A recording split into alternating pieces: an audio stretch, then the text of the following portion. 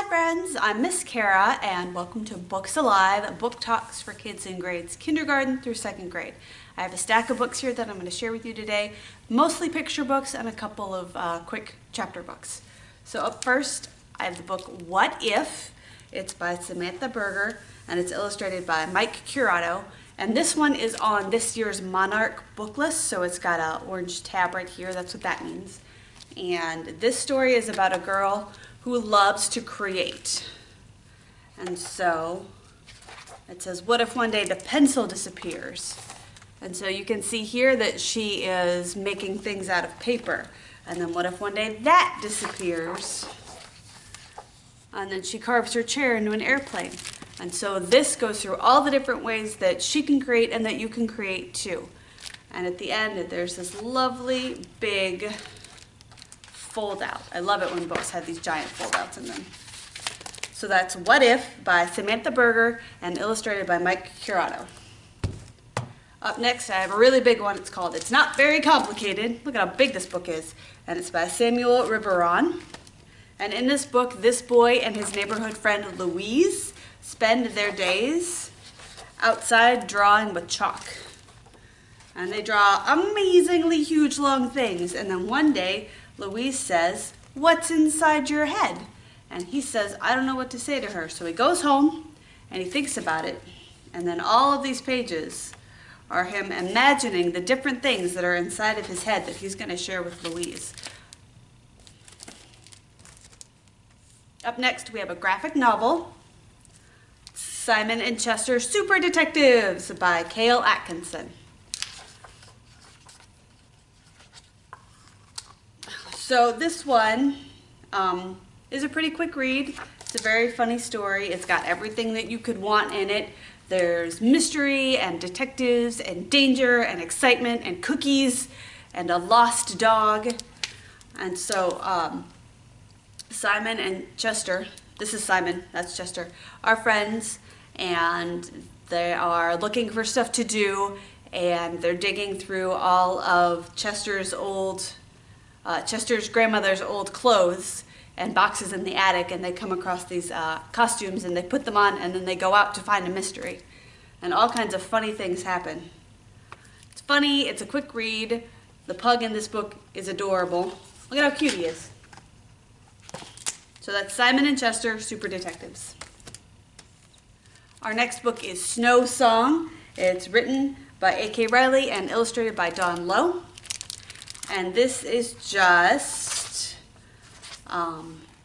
it's a very quick read because it's a poem with illustrations. And it tells about,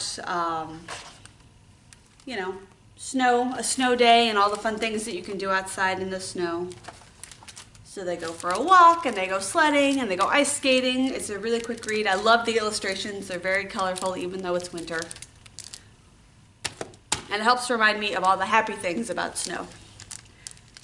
Our next book is a chapter book, Zoe and Sassafras, Bips and Roses, excuse me. It's by Asia Citro. If you are a fan of Zoe and Sassafras, here's another one for you. If you're not, I think you'll really enjoy them.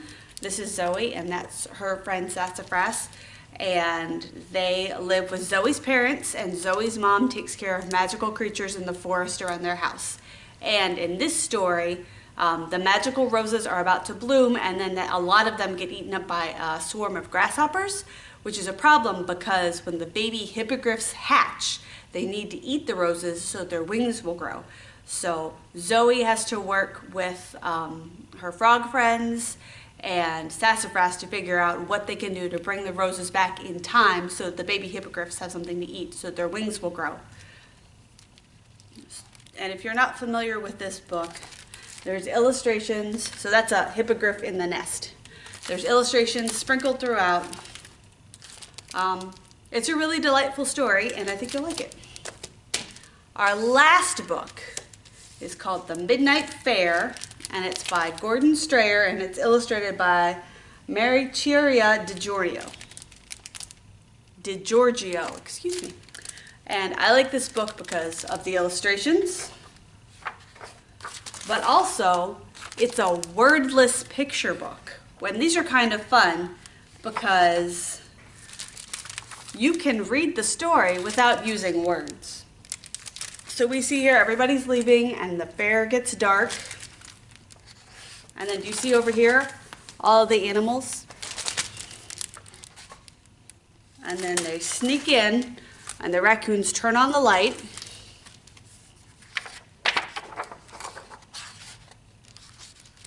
And then look at all of the forest animals enjoying the fair. This book has got a couple of surprises in it. It's a lot of fun. And one of the things you can do when you read it is you can make up conversations between the forest animals. You can follow one animal through the story and just tell the story of what that one animal is doing. I love wordless picture books because they're very flexible and that you can sort of stretch your storytelling muscles in any way you want to. So that's all I have for you today. If there wasn't anything in there that got you really excited, that's okay. You can always ask any of the librarians here at the library. It's our job to help you find your next favorite book. Thanks for joining me, and I'll see you guys next time. Bye.